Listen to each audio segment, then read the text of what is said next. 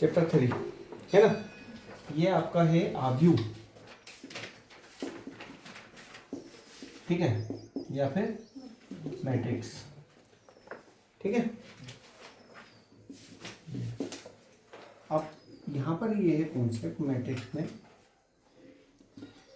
कि मैट्रिक्स को लिखने का तरीका, ये जो हमारा बड़ा कोष्टक होता है ये होता है, ठीक है। मैट्रिक्स को लिखने का ये तरीका होता है। अब यूँ समझना है यहाँ पर मैट्रिक्स में, यहाँ पर A11 मतलब ये इसके अंदर जो इसके लिखे जाते हैं इसको बोला जाता है एलिमेंट्स या फिर अवयव। क्या बोला जाएगा? एलिमेंट्स या अवयव। तो ये इस तरीके से रहेंगे A11, A12, A13, A14, इस तरीके से कहाँ तक बढ़ा दें इसको? 1n तक। n कोई सी भी संख्या हो सकती है, मतलब 13, 14, 15, 20 है ना, आगे बढ़ सकते हैं। जैसे यहाँ पर क्या आएगा? A21, A22, A23, A24, इस तरीके से A क्या लिखें? 2n। आ रहा कॉन्सेप्ट समझ में? यहाँ क्या लिखना चाहिए हम लोग को? A31, A32, A33,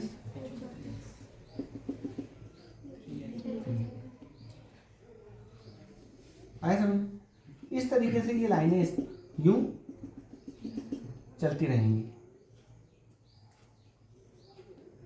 ऐसे यहां पर हम लिखें M1, क्या लिखें? मतलब M क्या हो रहा है आपका? 1 2 3 4 5 6 7 8 शुरू की लाइन क्या रहा है? 1 2 मतलब ये क्या, ये ऐसे 11 21 31 41 51 है ना। तो ये क्या हो जाएगा? M1 हो जाएगा। M1 मतलब M यहाँ पर कोई सी भी संख्या हो सकती है। ये 1 2 3 4 इस तरीके से बढ़ रहा है ना।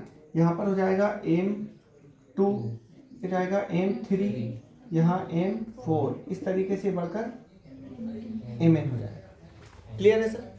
अब ये जो इस तरीके से जो ये होती हैं इनको बोला जाता है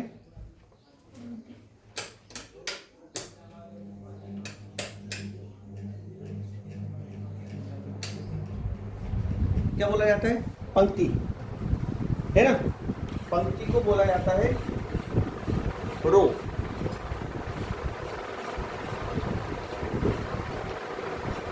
है ना। और ऊपर से नीचे जो होते हैं वो होते हैं कॉलम। क्या होते हैं? कॉलम या स्तंभ, है ना। तो इनका एक कोटि बोला जाएगा। क्या बोला जाएगा? कोटि। जो कोटि होती है वो R×C होता है, मतलब पंक्तियों की संख्या गुना कॉलम की संख्या। किसकी संख्या? पंक्तियों की संख्या गुना, मुझे बताओ ये पंक्तियों की संख्या कितनी है? n,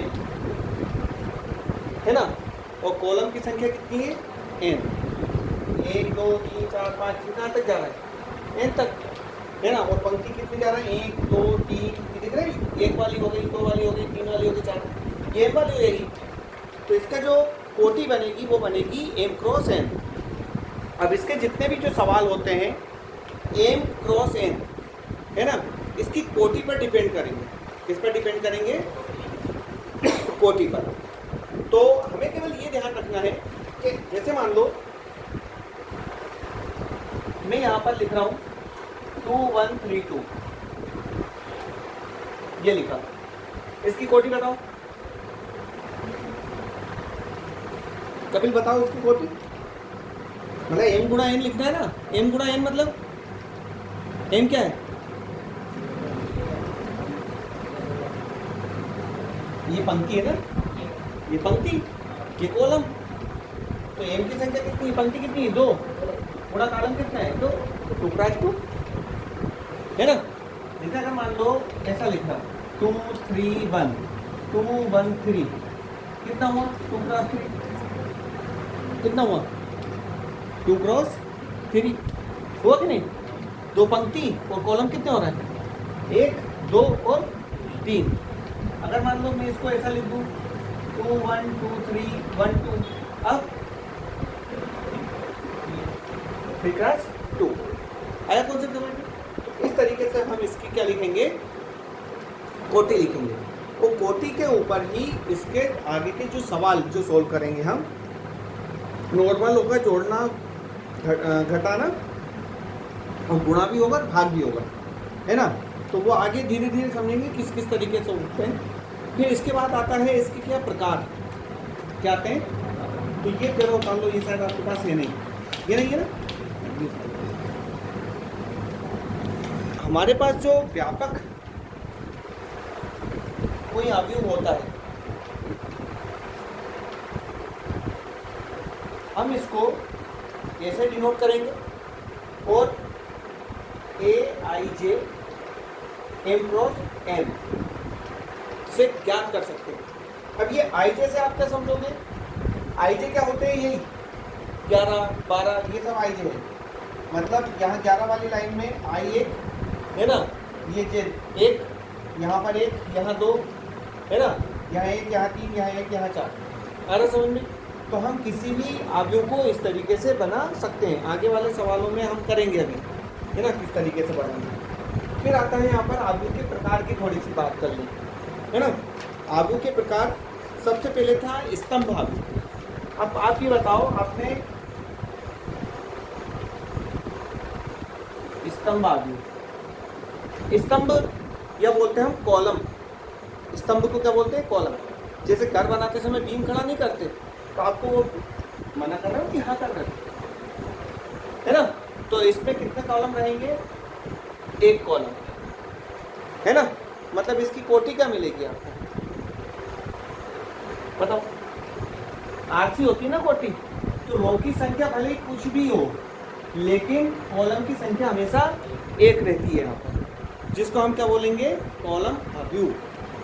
अगर समझ में, मतलब पंक्ति कितनी भी हो, लेकिन स्तंभ में क्या रहेगा, कॉलम क्या रहेगा, एक ही रहेगा। ये आ रहा कॉन्सेप्ट समझ में। अवयव कुछ भी हो सकते हैं, पंक्ति यहाँ पर कितनी हो, कॉलम आपको एक ही मिलेगा। दूसरे नंबर पे ये आपने कर लिखा होगा, कॉलम था एक अवयव स्तंभ अवयव कहलाता है यदि उसमें केवल एक स्तंभ होता है। क्या होता है, केवल। आ गए कॉन्सेप्ट समझ में। ऐसे ही आपका इसकी कोटि M क्रॉस से लिख कर बता दिए मैंने। दूसरे नंबर पे आता है पंक्ति अवयव। पंक्ति अवयव, पंक्ति अवयव ऐसा मैट्रिक्स होता है जिसमें केवल एक पंक्ति हो, है ना, इस तरीके से। और यहाँ पर उसका क्या बनेगा, आपका 1 गुणा n। मतलब आपके कॉलम भले ही कितने हो, लेकिन पंक्ति एक ही होगी। आप यूं यहाँ पर ऐसा समझ सकते हो कि यहाँ 11 रहेगा, 21 रहेगा, इस तरीके से AM1 लिख सकते हैं। आया कॉन्सेप्ट समझ में। ऐसे यहाँ पर क्या होगा, A11 A12 A13 dot dot dot A क्या 1n क्या रहेगा। क्या समझ में आ रहा है इसमें कि पंक्ति आपकी एक है और कॉलम की संख्या भले ही कितनी है। दो चीजें आ गई समझ में। इस सीधा सा कॉन्सेप्ट ये है कि स्तंभ अवयव में एक स्तंभ होता है, पंक्ति अवयव में एक पंक्ति होती है, बस। क्लियर है सर। तीसरे नंबर पे क्या आता है आपका, वर्ग अवयव।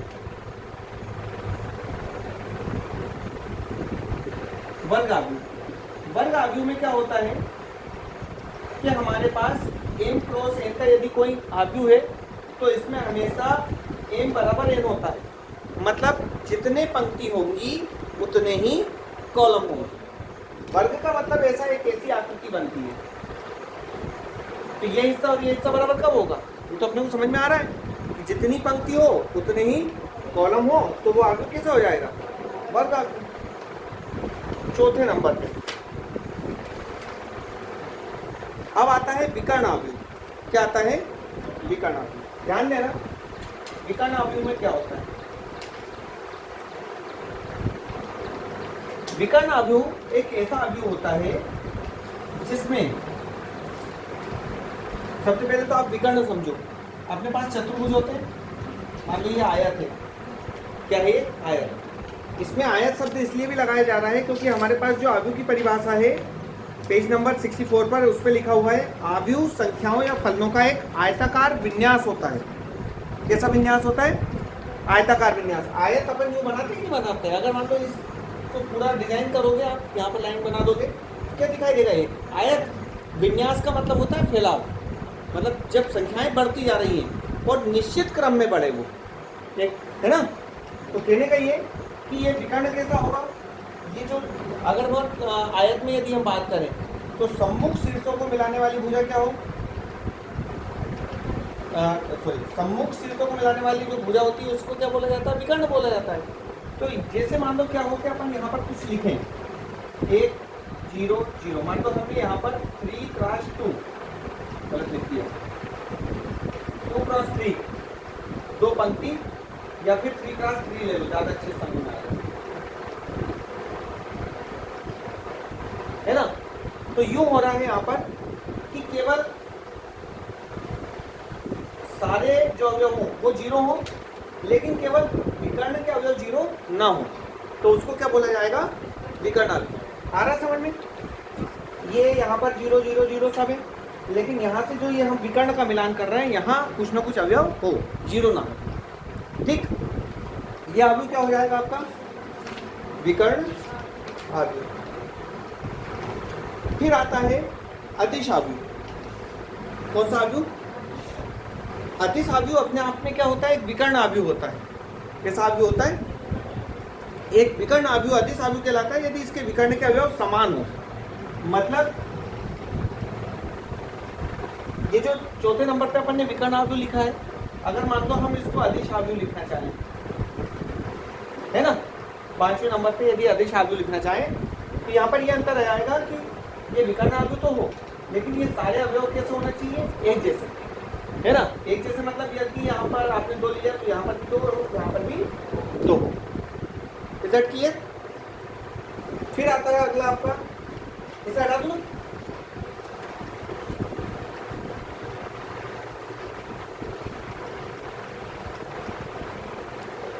अब क्या आता है आपका,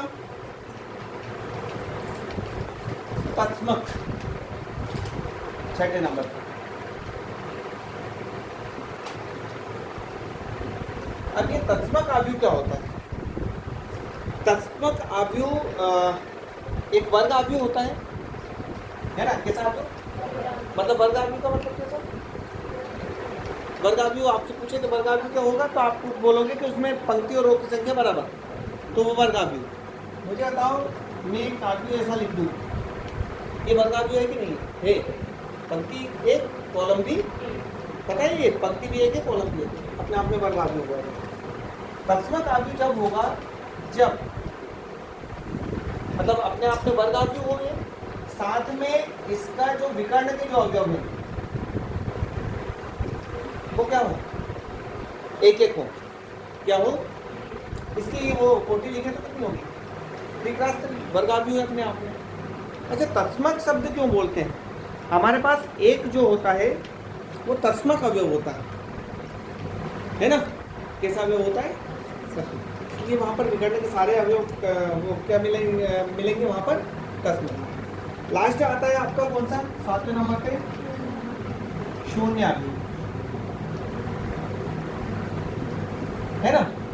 शून्य अवयव का तो सीधा सीधा है कि ऐसा अवयव जिसके सभी अवयव क्या हो, शून्य हो, तो सारे क्या हो जाएंगे आपके, शून्य अवयव हो जाएंगे। ये हो गया, है ना।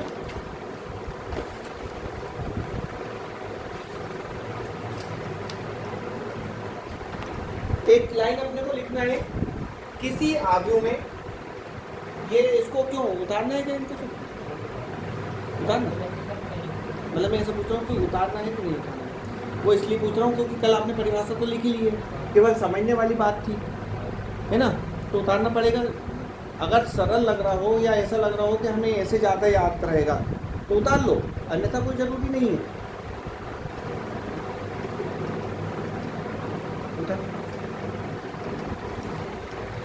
एक लाइन लिखती है यहाँ पर, नोट,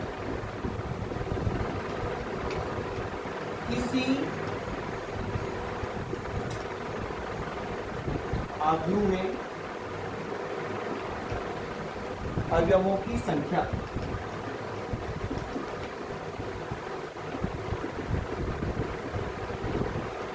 n क्रॉस n होती है, क्या होगी, n क्रॉस n, मतलब जितनी पंक्ति है और जितने कॉलम है यदि उनकी गुणा कर दोगे आप तो उसमें अवयवों की संख्या आ जाएगी। जैसे उदाहरण के तौर पर यहाँ समझना, अगर मान लो मैं 1 2 3 4, इसके कोटि क्या बन रही है, 2x2 मिल रही है। तो अगर कितने अवयव हैं तो वो तो अलग बात है कि अपने को दिख ही रहे हैं, लेकिन इन दोनों का गुणा है। ये क्या है ये, अगर मान लो मैं यहाँ पर लिख दूँ 1 2 3 5 7 2 4 6 8 1, है ना। अब कितनी पंक्ति है, 2, कॉलम कितने हैं, 1 2 3 4 5, है ना। तो इसमें टोटल अवयव कितने होना चाहिए, इन दोनों का गुणा 10 अवयव होना चाहिए। तो हो रहा है कि नहीं हो रहा है ना। तो इसमें आपका एक एग्जाम्पल है 2, पेज नंबर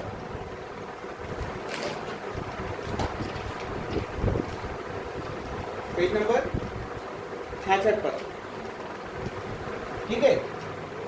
आप इन्हें रजिस्टर में भी इस तरीके से लिखना, एग्जाम्पल 2/66, उससे क्या रहेगा, थोड़ा सा पता रहेगा कि हाँ ये 66 नंबर पे है।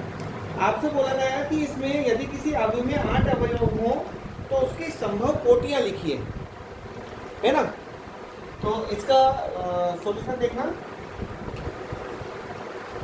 8 अवयव वाले अवयवों की संभव कोटियां, 8 अवयव वाले अवयवों की संभव कोटियां, है ना। मतलब कोटि मतलब m क्रॉस n लिखेंगे। तो मैं लिख रहा हूँ 1 गुणा 8, इसका मतलब ये है कि एक पंक्ति हो और 8 कॉलम। इस तरीके से समझ सकते हैं, 1 2 3 4 5 6 6 7 हो रहा हुआ कि नहीं हुआ, एक पंक्ति 8 कॉलम, है ना। या फिर हो सकती है 2 गुणा 4, 2 पंक्ति 4 कॉलम, मतलब 1 2 3 4 5 6 7 8 हो गई। ये केवल मैं गिनती इसलिए लिख रहा हूँ ताकि समझ में आ जाए। हम इसकी जगह दूसरे अवयव भी ले सकते हैं, हमें केवल ये दिखनी चाहिए कि 2 पंक्ति हो और 4 कॉलम, है ना। इसके बाद हम लिख सकते हैं 4 गुणा 2, 8 और किसी के पहाड़े में आता है ना, एक तो एक का पहाड़ा, एक का पहाड़ा होता नहीं है, एक की गिनती होती है। पहाड़ा अपने 2 से स्टार्ट होते हैं, 2 एकम 2 2 2 4, वो तो केवल पट्टी पहाड़े में समझाने के लिए लिख देते हैं कि 1 2 3 4, है ना। यहाँ देखो 4 गुणा 2 ये हो सकता है। यहाँ पर इनमें और इसमें अंतर है, ध्यान रखना।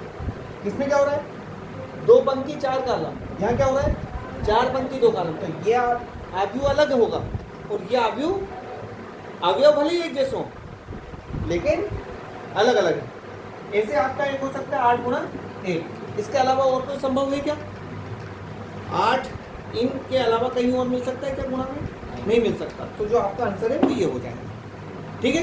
कर लो इसको। 3 देखिए, एग्जाम्पल 3 में वो भी पेज नंबर का है, 66 पर ही है। ऐसे अवयव 3x2 अवयव की रचना कीजिए जिसके अवयव, देखो क्या दिया है, दिया है 3x2 का अवयव जो a बराबर 4, ij बराबर 1/2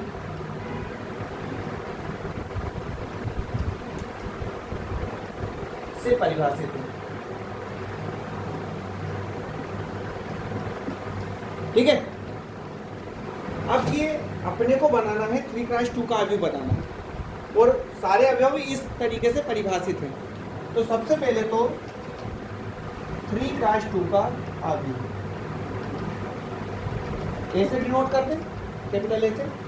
मुझे बताओ कि ये क्या कहना चाह रहा है, 3x2 से क्या मतलब है कि इसमें 3 पंक्ति है और 2 कॉलम है। तो अगर मान लो अपन यहाँ पर A11, यहाँ क्या लिखूँ A12, है ना। यहाँ क्या लिखें 21, A22, यहाँ क्या लिखें 31 और ये हुआ कि नहीं हुआ, इसका जो है यहाँ पर 3/2 है कि नहीं है? अब अपने को परिभाषा ये करनी है, तो मुझे बताओ अपने को ये सारे अवयव चाहिए। क्या चाहिए? 11 चाहिए। क्या चाहिए?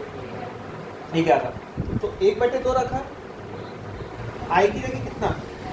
1 माइनस 3 गुणा 1 है ना, बराबर ये कितना आया? 1/2 गुणा 1 में से 3 घटेगा तो कितना आएगा? -2। -2 से इसको सोल्व करेंगे, माइनस का 1।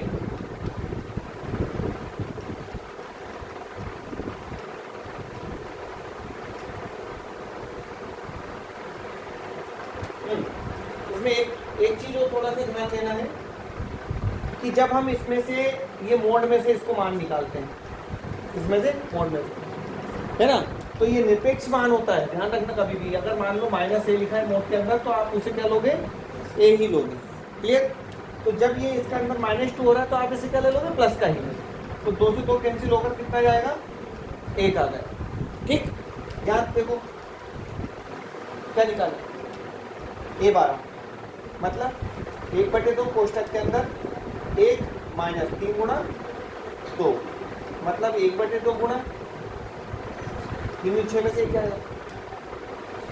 माइनस का 5 मतलब 5/2। अब क्या निकालें? 21 निकालें मतलब 1/2 2 माइनस 3 गुणा 1 मतलब 1/2। यहाँ पर कितना आ रहा है? माइनस का 1 मतलब कितना हो जाएगा वो? 1/2। अब क्या निकालें आप? A22 निकालें मतलब 1/2 और क्या 2 माइनस 3 गुणा 2 कितना आ रहा है? 1/2 गुणा मोड के अंदर 3 6 माइनस 4 मतलब ये आ जाएगा आपका 2। क्यों ले रहा है? क्योंकि वो सारे मान धनात्मक लेना है अपने को मोड के अंदर वाले। यहाँ पर बताओ A 31 1/2 3 माइनस 3 गुणा 1 क्या आ रहा है? 1/2 0 मतलब 0। यहाँ पर A 32 1/2 3 माइनस 3 गुणा 2 कितना आ रहा है? 1/2 गुणा 3 6 माइनस 3 है ना, कितना आएगा? 3/2। अतः A बराबर हो गया आपका 11 की वैल्यू कितनी? 1 यहाँ पर, यहाँ 1/2 यहाँ 2 यहाँ 0 3/2 ये इसका आंसर है। ठीक है,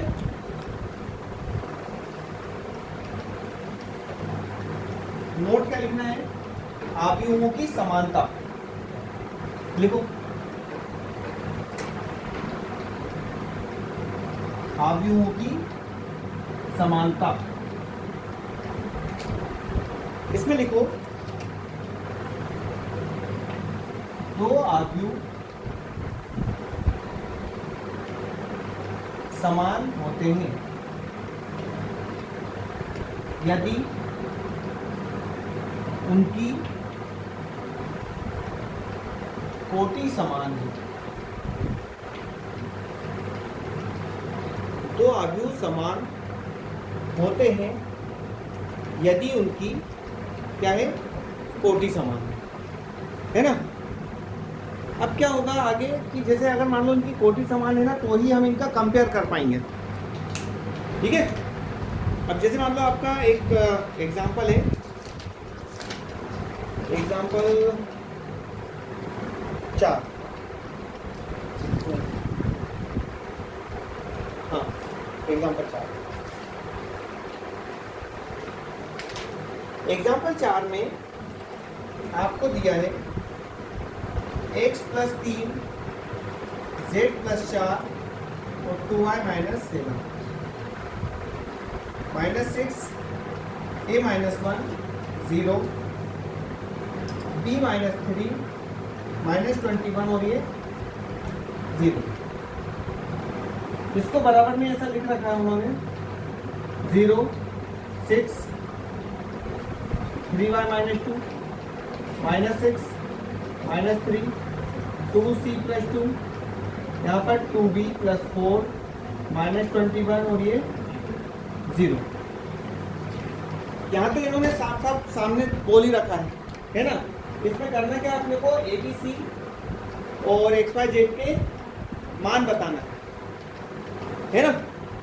ऐसा भी हो सकता है सवालों को इस तरीके से भी दे सकते हैं कि दो अलग अलग आव्यूह दे दे वो अपने को, और वो आपसे बोले कि ये दोनों आव्यूह समान हैं, एक दूसरे से समानता रखते हैं, और समानता रखने के बाद आप क्या ज्ञात करो, जो भी वैल्यू निकालती है वो ज्ञात करो। यहाँ तो इन्होंने बराबर दे ही रखे हैं, और आप यूँ भी समझो कि ये इसकी कोटि बोलो 3 क्लास 3 की है कि नहीं है, इसकी तो दोनों की कोटि एक जैसी हुई कि नहीं हुई, है ना। और बताओ इसके बारे में क्या क्या है।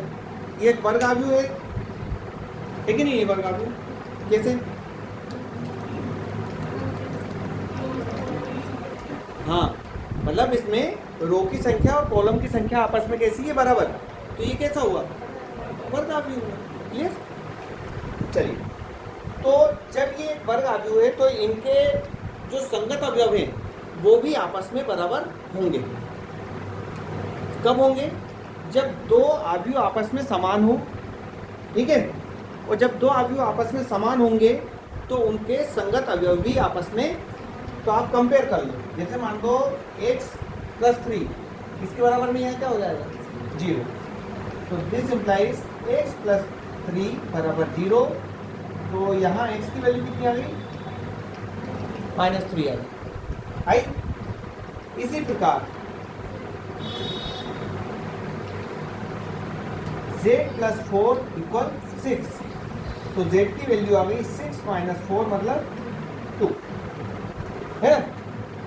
इसी प्रकार ये दोनों 2y minus 7 equal 3y minus 2, तो 2y 3y को इधर लेकर आओ,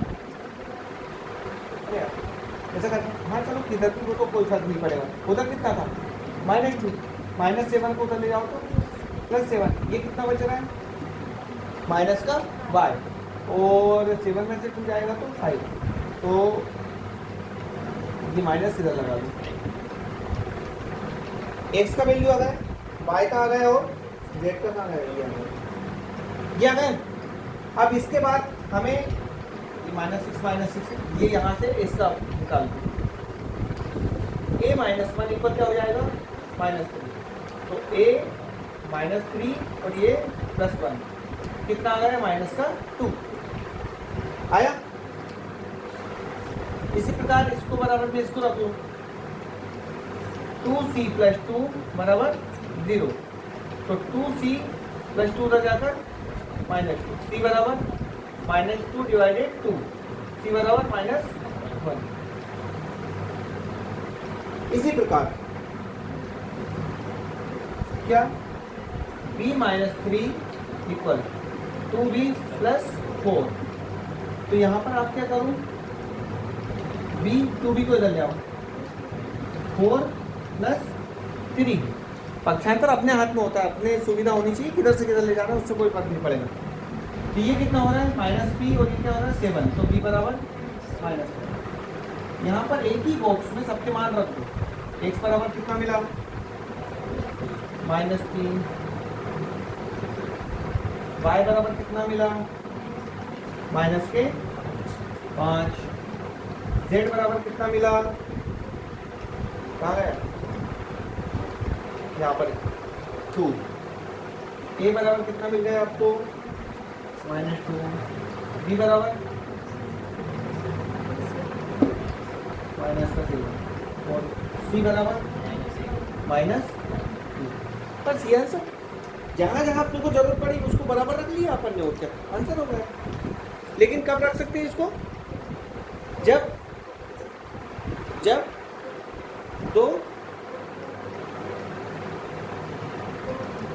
दोनों आव्यूह समान हो। सेम क्वेश्चन है आपका एग्जाम्पल 5, कौन सा? एग्जाम्पल 5 में भी उसी प्रकार से आपको सोल्व करना है।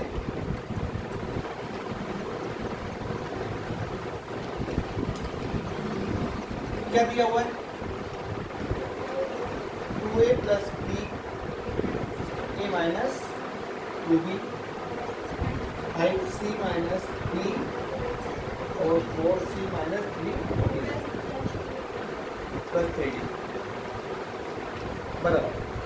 यहाँ पर है 4 माइनस 3 11 और ये 24। अपने को क्या निकालना है? ABCD के मान निकालना है। अब अगर याद हो आपको तो हमने 10th में द्विचर रेखिक समीकरण करे थे, दो चर वाले रेखिक समीकरण। अब उसको सोल्व करने के लिए हमने कितनी विधियां, कौन कौन सी विधि करी है ना? उसी विधि का यूज करना है। यहाँ पर इसकी कोई भी बोलो 2x2, ये भी 2x2 समान है ना? कैसे देखते हैं समान? उनकी कोटि एक जैसा होना चाहिए, ठीक है। तो यहाँ आते हैं, हम ले सकते हैं 2a प्लस बी बराबर कितना? 4। इसको एक इक्वेशन एक नाम दे दें। फिर ले सकते हैं a minus 2b equal minus 3, इसको इक्वेशन 2 नाम दे देते हैं। ये हो जाएगा 5c माइनस d बराबर 11, इसको इक्वेशन 3 नाम दे देंगे। 4c प्लस 3d, इसको क्या नाम देंगे? 24। ये आपको इक्वेशन 4। अब हमें मुझे बताओ समान वाले कौन से हो रहे हैं जिसमें समान चर यूज हो रहे हैं? मतलब ABCD यहाँ पर चर लेंगे हम, तो 1 और 2। तो यहाँ पर हम बोलेंगे समीकरण 1 व 2 से, तो 2a प्लस बी बराबर 4। यहाँ पर क्या हो रहा है? या फिर ऐसा करो ना, काय के लिए अपन वो करें, प्रतिस्थापन कर ले समीकरण 1 से, b की वैल्यू निकाल लो 4, 2 उधर जाएगा माइनस 2 कहाँ रख दें? 2 में रखने पर a माइनस 2, b की वैल्यू 4 माइनस 2a बराबर कितना? माइनस का 3। a बराबर कितना आ रहा है? माइनस का 8 और प्लस का 2 दूनी 4, a बराबर कितना? माइनस का 3। 4a प्लस का और a कितना हो रहा है? और ये माइनस का 3 माइनस 8 प्लस 8 है ना? इतना कौन याद करेगा? सीधा सीधा आ रहा है कि नहीं आ रहा समझ में? क्या 8 में 3 जाएगा 5 1 हो गया है ना? अब उठाकर यहाँ पर रख दो, तो b बराबर हो रहा है 4 माइनस 2 गुना 1, b बराबर 2 एकम 2 4 2 है ना? इसी प्रकार समीकरण 3 से निकाल लो। 3 से क्यों निकाल लें? क्योंकि d दिख रहा है वहाँ पर। तो यहाँ पर हो रहा है 5c माइनस d बराबर 11। तो 5c यहीं रहने दो, 11 इधर ले आओ माइनस 11 और माइनस d को उधर ले जाओ प्लस d, है ना? इसको कहाँ रख दो? समीकरण 4 में रखने पर। मतलब अब हम 10th में नहीं है कि हम सारी चीज़ों का ध्यान रखें, अब हम सीख गए हैं, तो हमें इतना नहीं कि नहीं हमेशा इधर ही होना या उधर ही होना, है ना? थोड़ा सा मतलब स्मार्ट करने की अब जरूरत है। तो यहाँ पर हम इस तरीके से चलेंगे। यहाँ पर कहाँ रखें? समीकरण 4 में 4c प्लस 3, d की वैल्यू कितना रख लें? 5c माइनस 11 बराबर कितना? 24। गुणा करो, 5 तिया 15, c माइनस का 11 तिया 33 बराबर कितना? 24। 15c और 4c कितना? 19c। ये इधर कितना है? माइनस 33 उधर ले जाओ, कितना हो रहा है? 7 और 3 2 5, c बराबर 19 तिया 57 है ना? आप क्या करें? यहाँ पर यहाँ रख लूँ, तो d बराबर हो जाएगा 5 गुणा 3 माइनस 11, मतलब 5 के 15 में से 11 जाएगा 4, सबकी वैल्यू निकल गई। a बराबर कितना? 1, b बराबर 2, c बराबर 3 और d बराबर 4। ठीक है, ये आंसर और क्या?